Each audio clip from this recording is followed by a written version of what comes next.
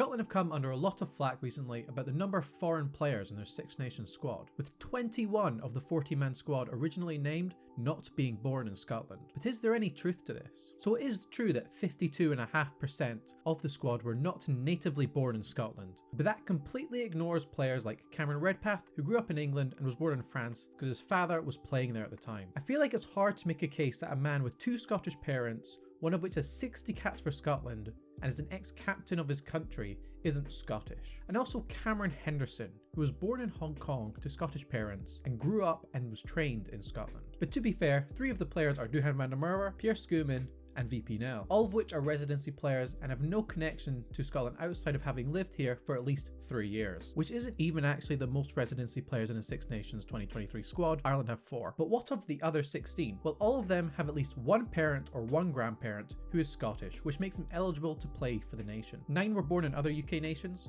2 are from New Zealand, 2 are from Australia, 1 is from South Africa, 1 is from Canada, and 1 is from Ireland. There's also the weird interpretation of what a nation is. In the eyes of the UK and World Rugby, Scotland is a nation, but in the eyes of the United Nations, it is not. You cannot even get a Scottish passport. All Scots are British citizens, which means we all have British passports, meaning that at least 10 of the 21 foreign players in this squad have the correct citizenship for the country they represent, with another 8 being eligible for citizenship through ancestry, and VP Nel and Duhan van der Merwe being eligible through 5 years residency. Yet they're still called foreign. People laud Japan for making their players be citizens, yet when Scotland's are, they are classed as foreign.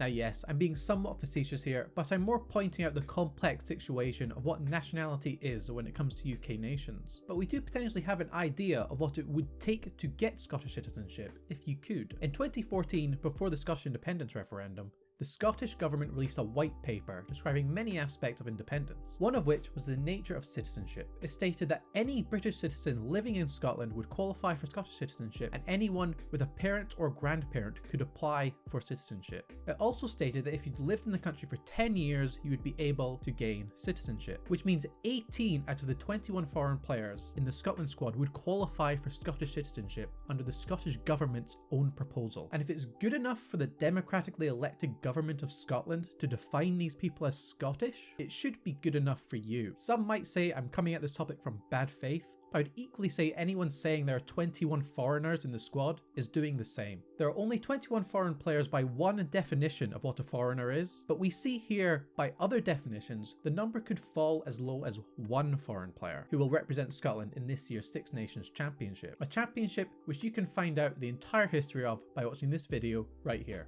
Thanks for watching.